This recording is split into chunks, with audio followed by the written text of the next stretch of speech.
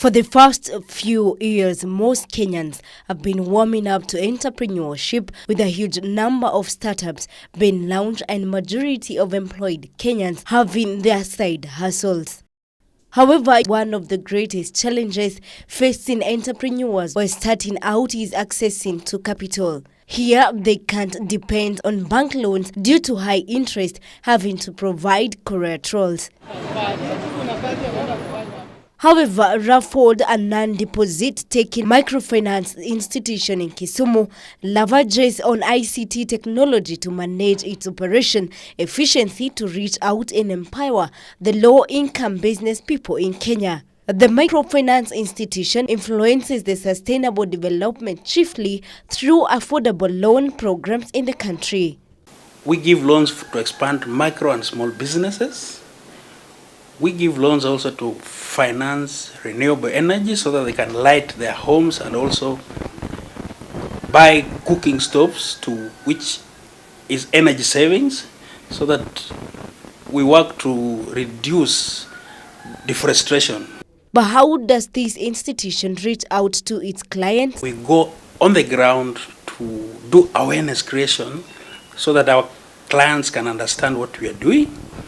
And then through that, our loan officers on the ground can help them to form groups, a minimum of 5. Now, if these groups, they don't have certificates, we require them to go to the local chief, just to recommend, to write a letter for them that they are groups.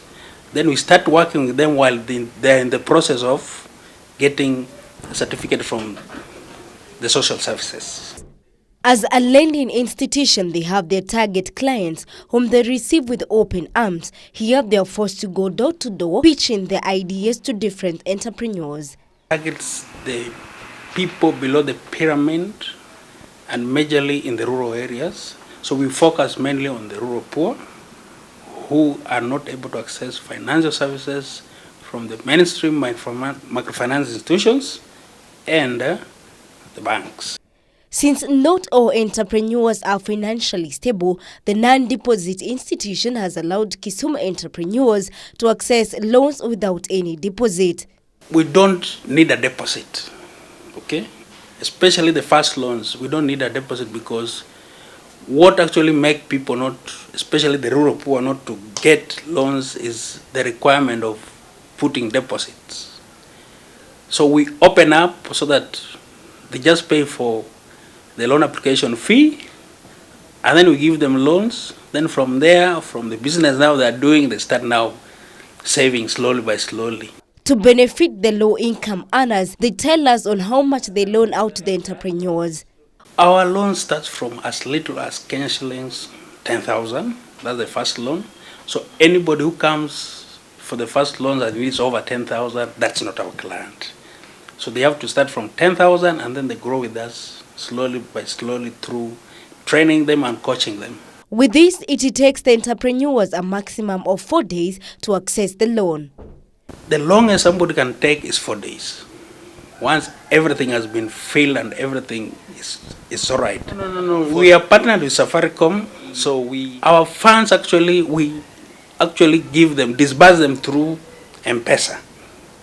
Except those big amounts of money that now you are forced to write the check. Kenya is a dynamic and exciting place to be a woman entrepreneur since it has become a center of innovation and entrepreneurship.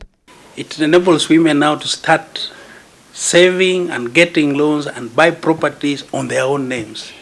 And that one helps them during when they are vulnerable or when the spouses pass away and they have something to fall back to.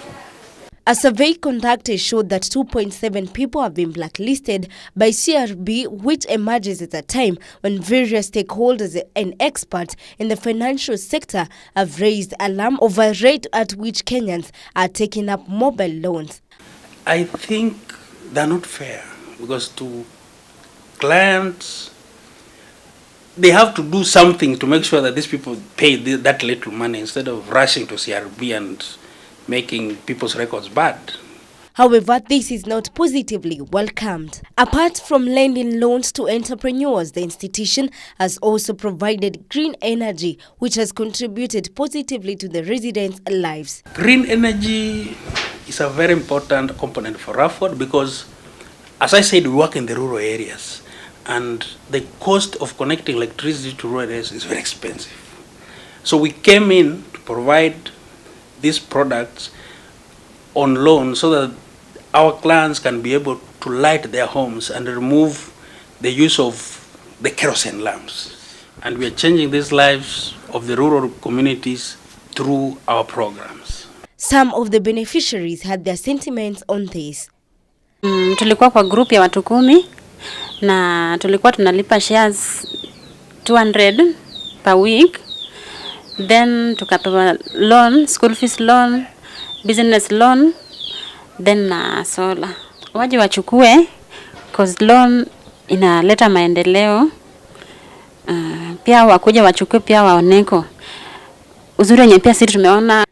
Earlier this year, Youth Fund Chairman Ronnie Osumba noted that young people will no longer be registered under Credit Reference Bureau for defaulting on loans. Osumba said that his organization is working towards getting people between the age of 18 and 35 removed from CRB blacklist for loan defaulters following complaints that the list was keeping them from accessing the Youth Fund loans. Njeri Njogo for Able TV.